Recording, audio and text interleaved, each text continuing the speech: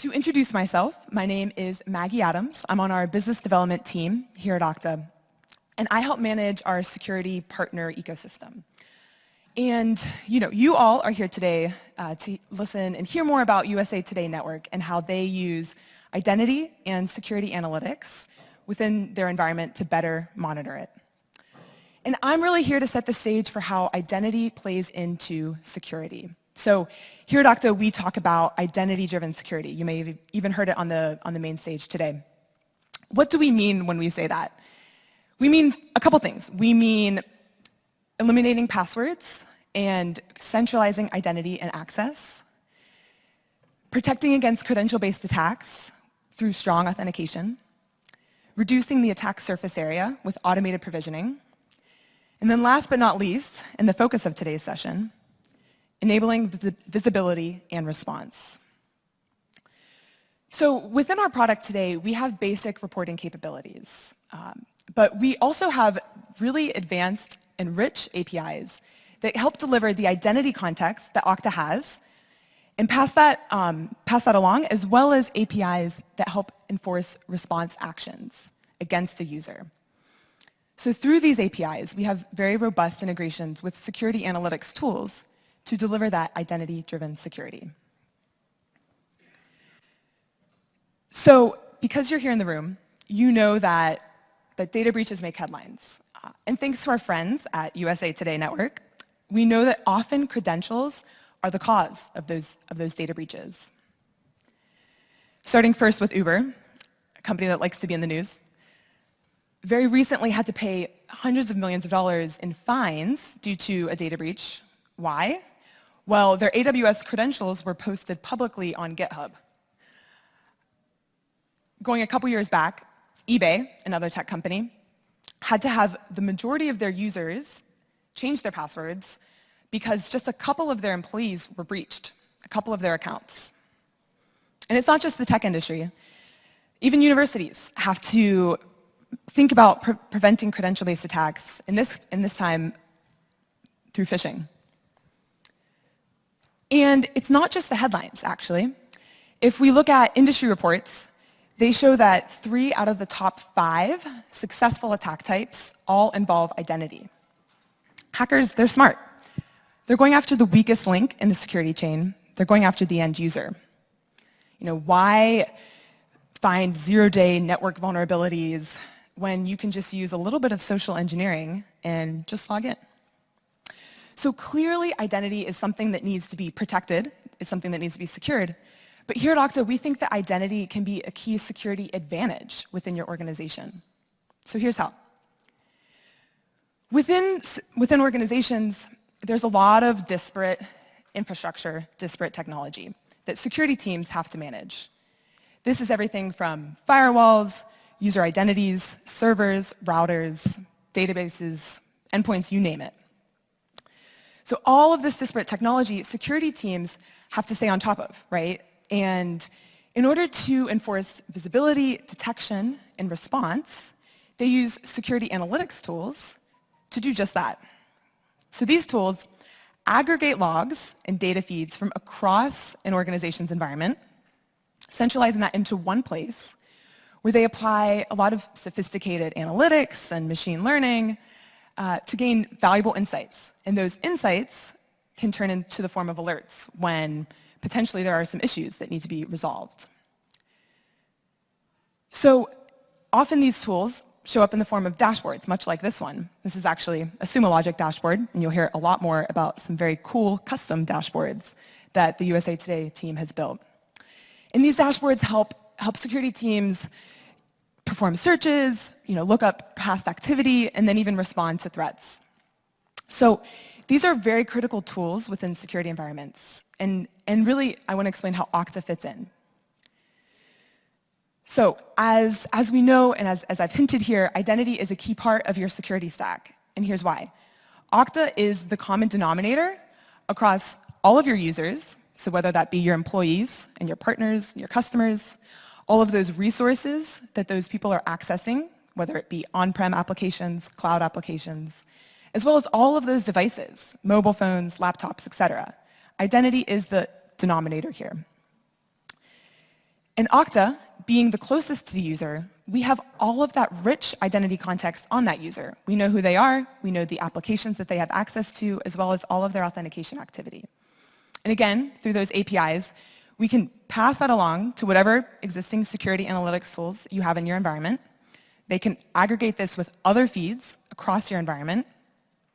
And then based off of whatever actions and alerts that they detect, they can then use Okta as the control point against a credential-based attack. So this is enforcing remediation actions like performing step-up authentication, killing sessions, even forcing new credentials. So Okta here is really the control point, and working together with security analytics solutions helps close the security loop and really deliver identity-driven security. So through the power of the Okta integration network, we work with all of the leading security analytics vendors, everyone from Alien Vault to Sumo Logic, Splunk, everyone in between. And we have a lot of great customers that are leveraging and taking advantage of these integrations. One of, I think, the most interesting stories is how USA Today Network is doing that. So with that, I'll introduce the team. So we're here to talk about monitoring your Okta environment and how we at USA Today Network has done this to enhance our overall security. To give you an idea about who we are, the USA Today Network is not just the iconic USA Today.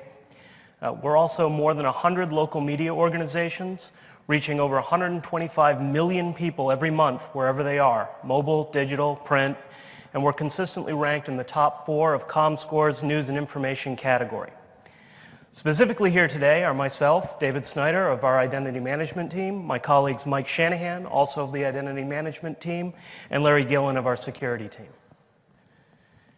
To give you an idea about our environment, we have approximately 16,000 users. We have over 350 apps and more every week in Okta, representing 136 news and media businesses and 174 sites in 7 countries and basically wherever the news is. Within our organization, legacy has kind of a near and dear meaning. Our parent company was established in 1923. Also, we have a 1906 and a 1982. It all depends on how they're writing trivia questions, what the real answer is.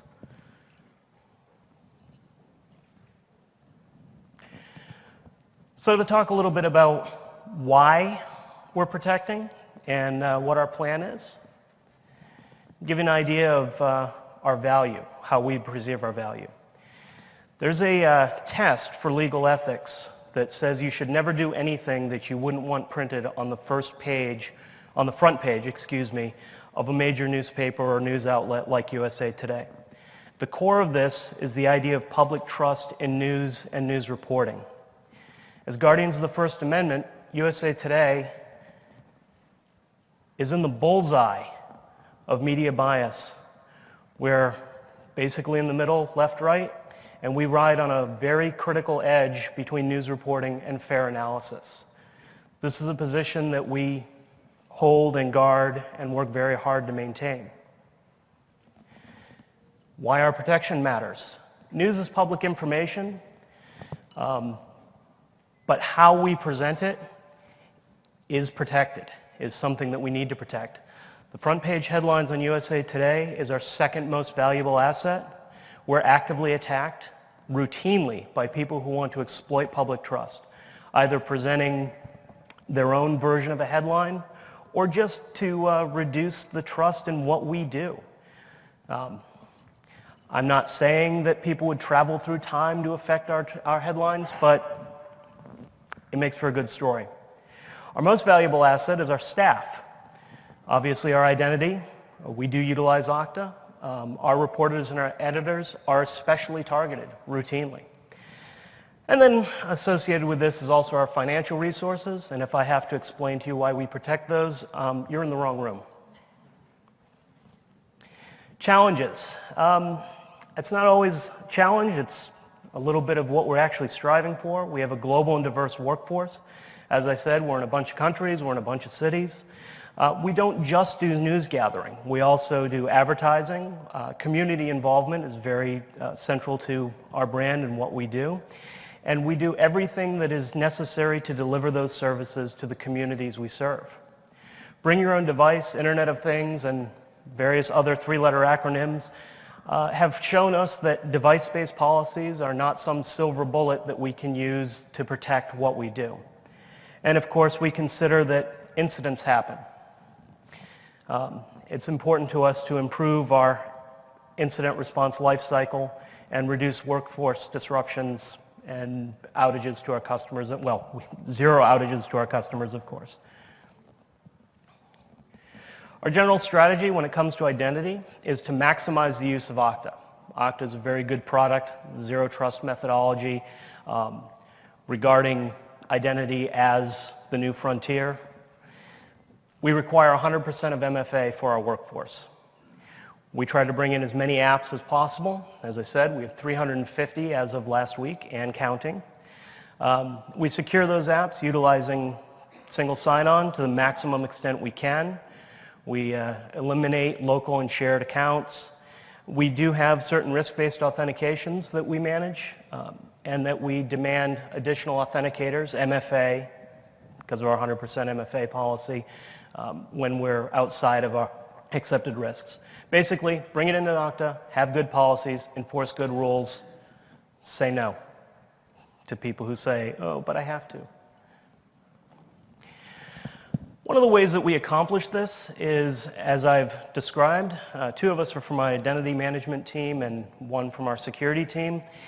These are separate teams, but we have a common goal. So it is important to collaborate early and often when we are going down the path of writing policies. We try to overcome our silos. Our identity management is a security operation.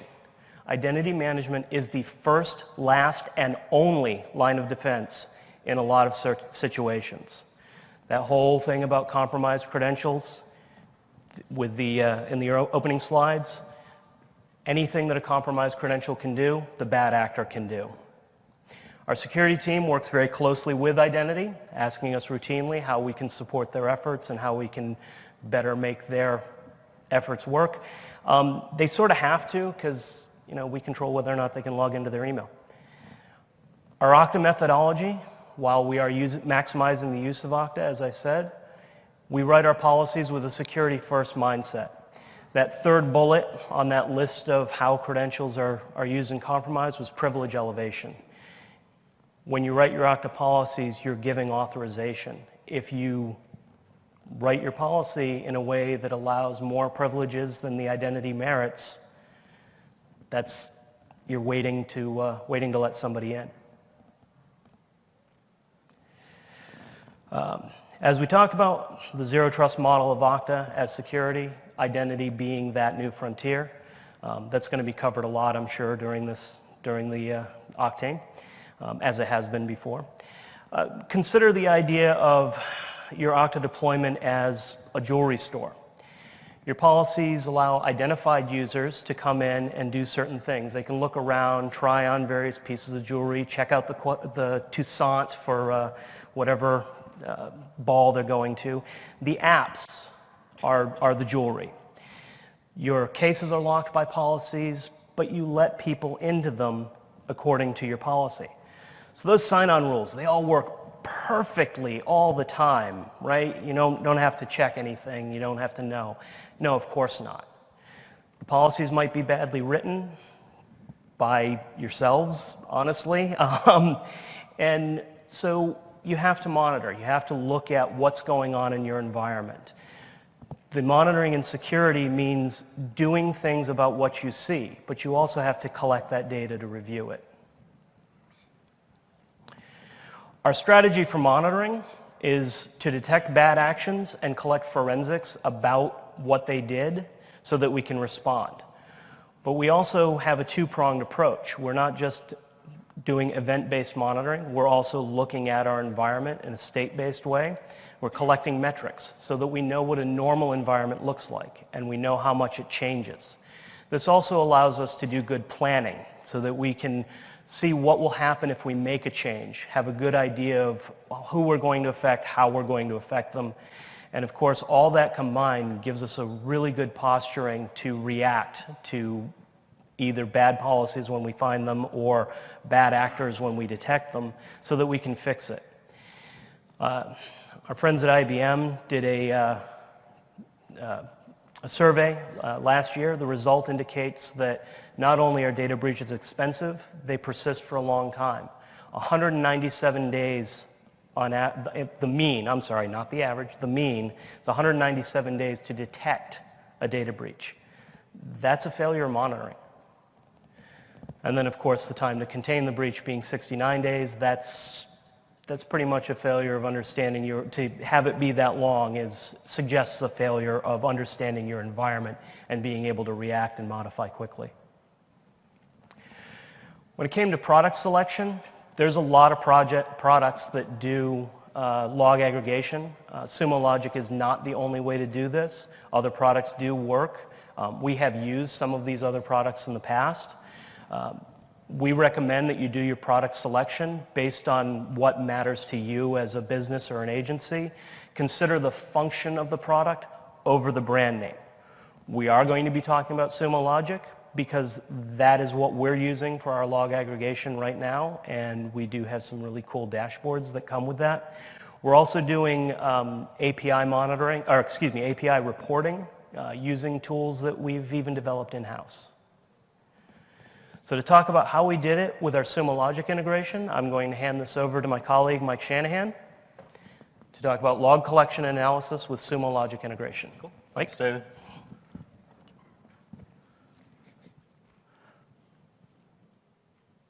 So when monitoring your environment, Sumo Logic is going to give you an event-based view. It shows you who did what and when. API-based reporting is going to give you a state-based view. If, for instance, you want to know how many of your users are using Okta Verify for MFA, you use an API-based report. We're going to talk about both approaches. In this section of the talk, we're going to talk about how to get the data into Sumo Logic and what the default installation gives you before you do any custom development. Later, we'll talk about custom development. In order to get your logs into Sumo Logic, you'll need an intermediate server. The intermediate server logs into your Okta org with an API token and ships events into Sumo Logic. Your API token is stored on this internal server. It's not stored up in the cloud. In order to get up and running, there's about 4 steps that are required. These are, of course, for Sumo Logic, but if you're using another product, the steps will be basically similar. First, create a read-only API token in Okta. The best practice is to set up a separate account for each token. This lets you scope permissions and monitor accordingly. If admin leaves the company and our account is deleted, all the tokens they issued break, so all the apps that were relying on it will break, so use separate accounts. Next, you download and install the Sumo Janus packages from Sumo Logic. This is where you put your Okta org name and the API token. Third step is to set up a collector. The collector is the part that sends the data to Sumo from the intermediate server. You'll need an API token from your Sumo Logic admins. And then fourth, you set up a script source. The script source controls how often Okta gets pulled for events and what index in Sumo the events get put into. So once installed and events are flowing in, you can add some of the default dashboards from the Okta app in the app catalog within Sumo Logic. These dashboards show the capabilities of Sumo Logic, but they're likely not really going to meet your needs too well. But they're most useful as a starting point for custom development. In each widget in the dashboards, you can click the option Open and Search, and you can view the source for how the data was queried and presented. So we're going to go through a couple of the default dashboards pretty quickly and see kind of what you get out of the box. So the administrator's action dashboard lets you see what your admins are up to. From it, you have panels showing logins to the admin console, creation of user accounts, creation and deletion of applications. The user activity dashboard is going to give you an overview of what's happening with your users. The most useful things to watch here are password resets, password updates, and user lockouts. The geotagged heat map is pretty useful for quickly seeing unusual logins as well. Failed login dashboard is useful for detecting attempts by unauthorized users. Again, this has geolocation data, which is valuable if you know where your users are coming from. The app login panel shows which applications are getting the bad login attempts. In my experience, top 10 lists tend not to be the most useful way to present data, but in this case, knowing which applications are getting hit is pretty helpful. The application access dashboard gives you insight into what applications your users are using. It also has information on failed access to apps. This dashboard is a good event-based view of what's happening. However, API-based reporting will give you a better view of your applications for purposes of monitoring license counts and knowing if the right people are assigned to the application. They're really the things you're going to get asked about more. There's a couple of other dashboards that are there by default, but now I'm going to turn over to Larry Gillen on the security team, who's going to talk about the incident response dashboard he built for them.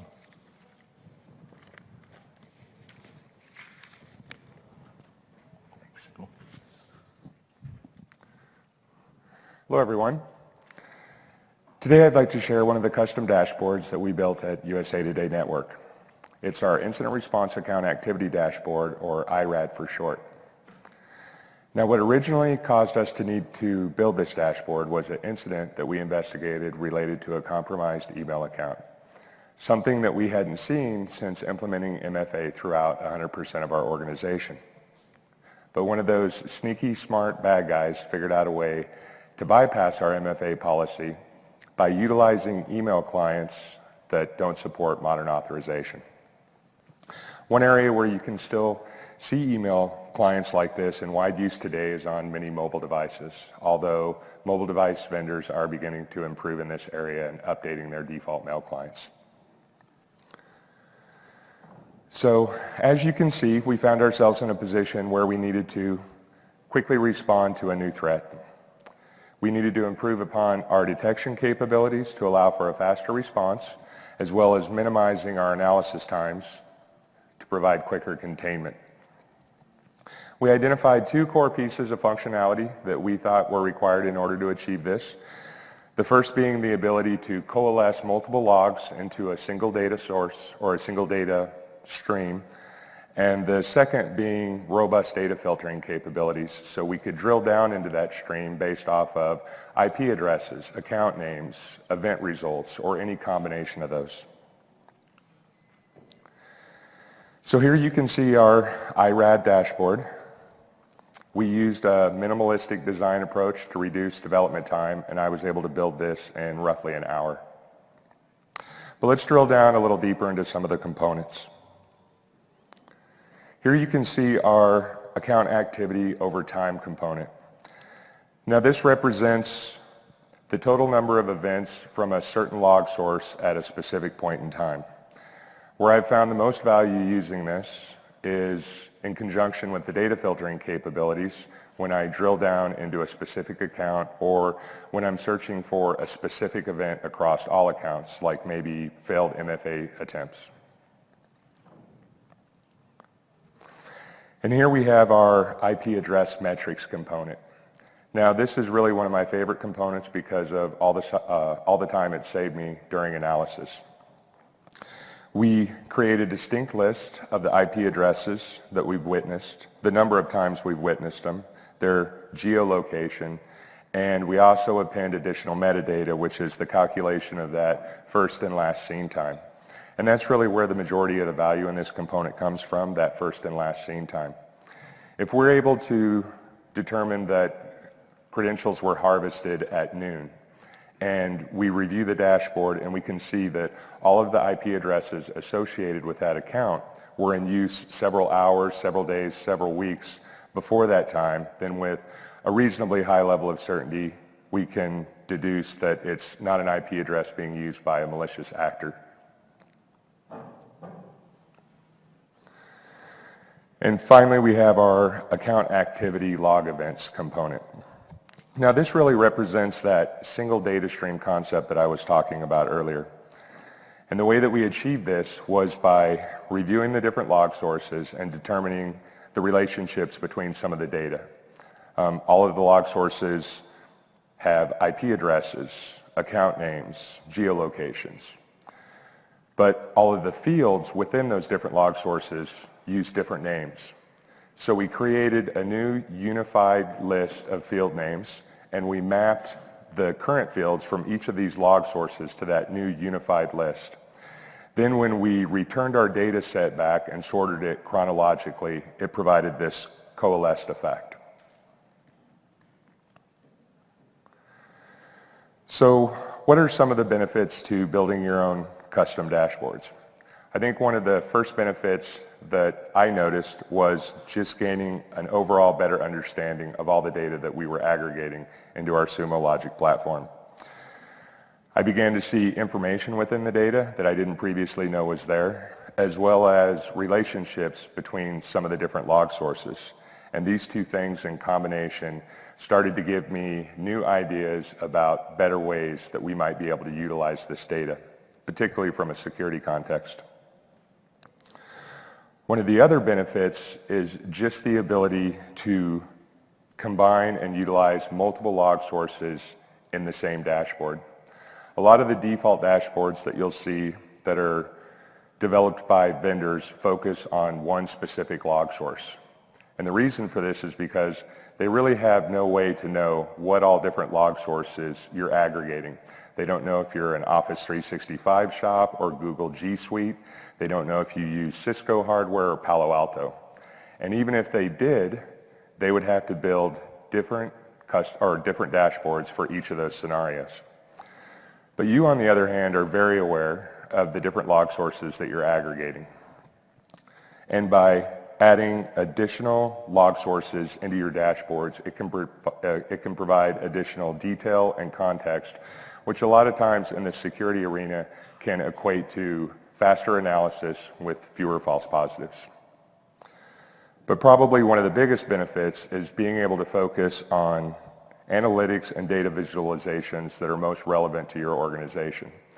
All of our organizations differ in the geography of our attack surface or where our most critical assets reside, whether that's on-prem or in the cloud. And it's these types of differences that can provide unique challenges, challenges that are sometimes best solved by custom solutions. So what are some of the lessons I've learned?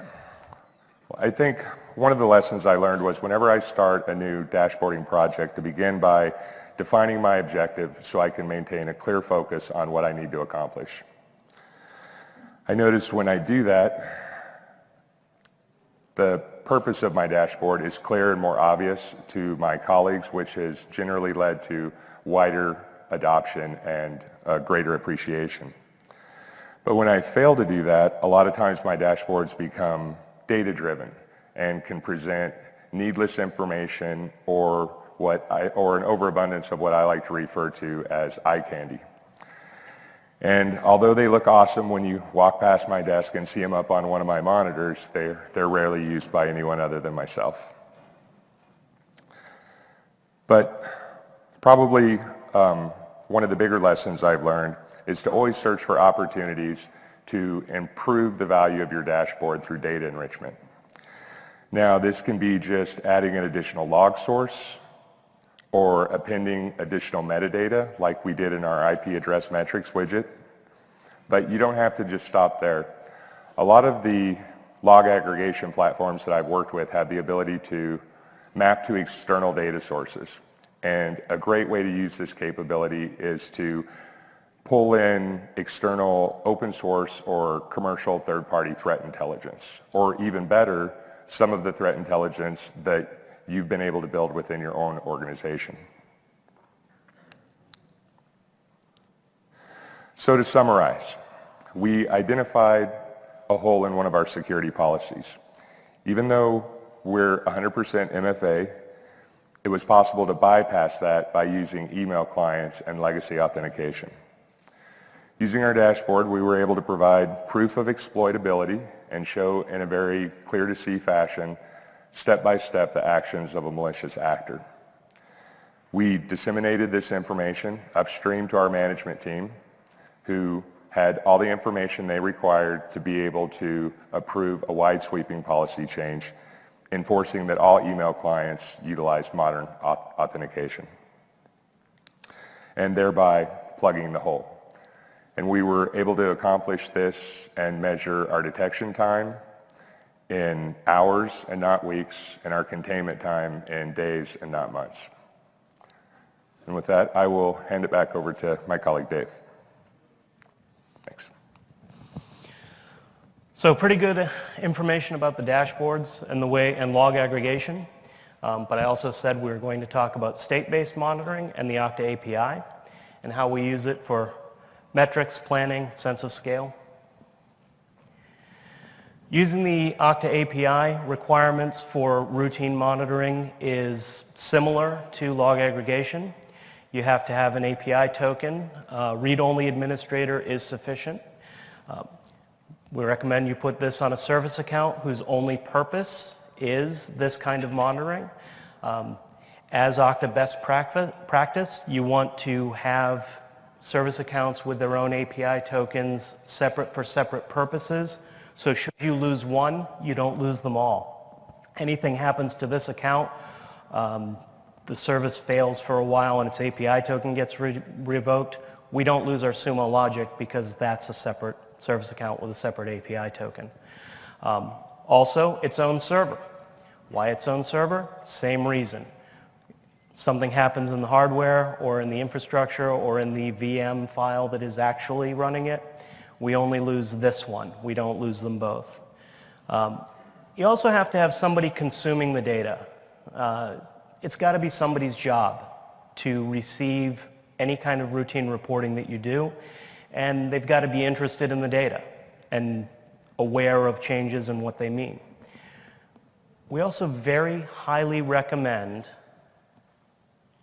instructor-led training in the Okta API.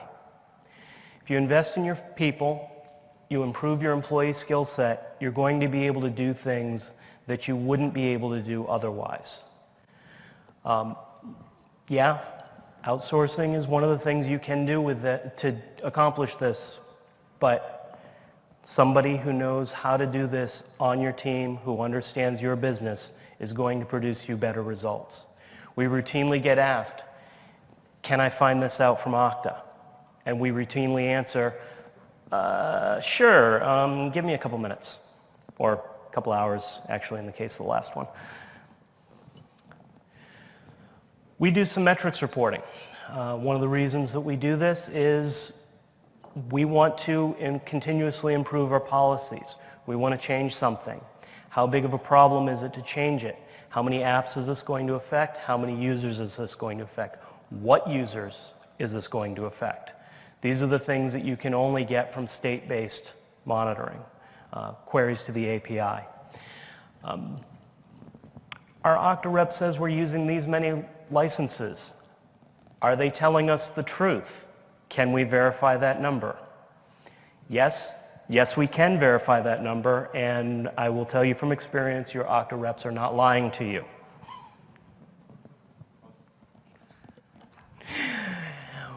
Every week we run a user MFA registration report as one of our examples. What methods are popular? What users have fewer than 2 methods registered? What methods are they using? We also run an app metrics report. How many apps did we add this week? How many are active? How many are not active? You actually see samples of these reports right here, and you see a steady climb in our app configuration, and also a sample of our how many methods report. What happened here? This is actually a good example of the difference between event-based monitoring and state-based monitoring. Around that time, we changed our method. I used to generate this report by pulling in the events of MFA logins and counting for unique values. You see that that was off by a factor of 50%. At that time, we switched this to a state-based report, and we were able to get information about the real registrations, not just the usages. We also see at that time the ability to detect 0 users, or users with 0 methods. If you're only doing events, you can't see negatives, and scientific negative, the absence. Another report that we do is an on-demand. When was the last time an app was used? By whom? I've got all kinds of ways we can target with that. And the same thing. The Sumo dashboard got us a good snapshot of the users who had used the app. What it was incapable of telling us was the users that had never used the app. And so by doing this state-based, but even there, that state-based report also queries the events. Another example of how you can do log reading with something other than just your log integration tool. This is actually purely an API thing. It pulls the users who are assigned the app, and then it looks for those users and that app in the logs and reports the latest time for each. It gives us a good sample of how many users are using it, when was the last time they used it, and more importantly, which users are assigned this app but never use it. Okay, so we've got all this data, we've got all this coming in from different ways. What do we do? Well, we've talked about this a little bit. We build new dashboards, we develop new reports so that we can better understand our environment, which is kind of data for data's sake. But the other thing that we do is we instill confidence from our leadership. We answer every question they ask with, I don't have a method for that yet. Yet is the important word. Because actually, more often we're now saying, sure, here you go. Oh, it's going to take 20 minutes to run or an hour to run, depending on how it is.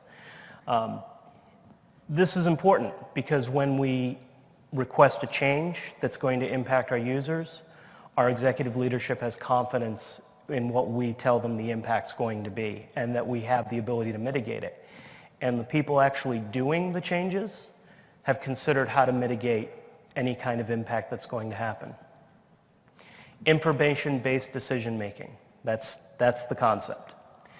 Back at our Metaphor store, an example of policies, did you leave that display case open? We can examine our policies, look for potential flaws, repair them. We can make policy changes knowing based on threats we actually receive or based on threats we perceive, and we have a good idea of what that impact's going to be. We can inform the precise users changes will affect, and when we make changes, we can know whether or not they were effective. What's next for us?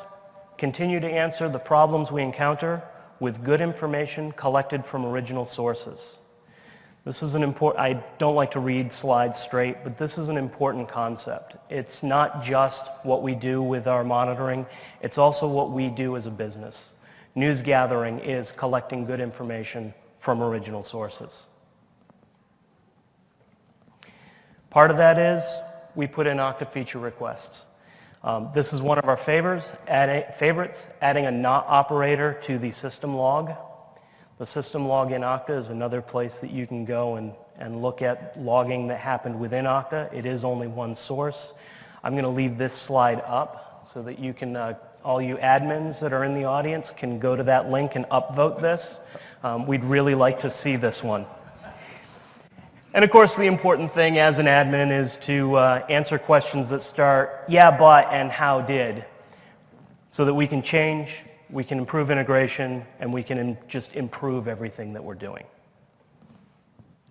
And with that, that concludes the formal portion of our presentation, and we are now open to questions. I do have one other slide, now that everybody's taken the feature request. These are the links to Sumo Logic for when you do want to do your Sumo Logic integration. This is where you go to get the packages that you need. And I'll leave this one up while we open the floor to questions. And we just have a few minutes. So if for some crazy reason your crazy leadership asked you to pull out Sumo Logic and replace it with another log aggregation platform, how much work would that be? Depends on the platform. We swapped from Splunk actually to Sumo Logic. The actual setup for Sumo Logic to Okta took about an hour, I think was our, of the actual hands-on time to set up. The actual rollover from one product to another, it usually takes longer to sign the contract to get the product than it would to actually start feeding it information. How much you want to log aggregate, all the other systems involved are the ones that you actually have to go to and configure them to import. But the Okta portion of it depending on the product, I mean, Okta integrates with everything. So it's very quick to move the Okta logs from one product to another, assuming that it's got some kind of reasonable integration. So for 350 plus apps, do you leverage Okta for authorization as well, or just authentication and MFA? We are leveraging Okta for authentication and authorization to the fullest extent possible. It depends on the app whether or not we can authorize with Okta past the login stage. MFA on our app-based policies are set on the sign-on policies for apps, of course, and we are doing that to the maximum extent possible. We are leveraging desktop SSO and IWA services in certain environments. And, but past that, we're always looking to expand our footprint. So any possibility to extend our MFA use even to server logins is actually one of the things that we're looking at with the product announcements this week. So yes. In our organization, we're debating how much work to put into failures in terms of people who try to log into applications, whether they're running scripts or try to log in or a bot or something like that. Like, how have you used that information that you're gaining in your dashboards to work through what's happening with your failures to log in? Mostly we evaluate it as Larry was showing with the incident response dashboard and also with the default dashboards. That does give us login failures. So when we see high quantities there, we can examine those things forensically to determine basically what we believe the course is. We have utilized Okta's blacklist feature as a result of failed login attacks in the past. I mean, do you want to speak to how exactly we react?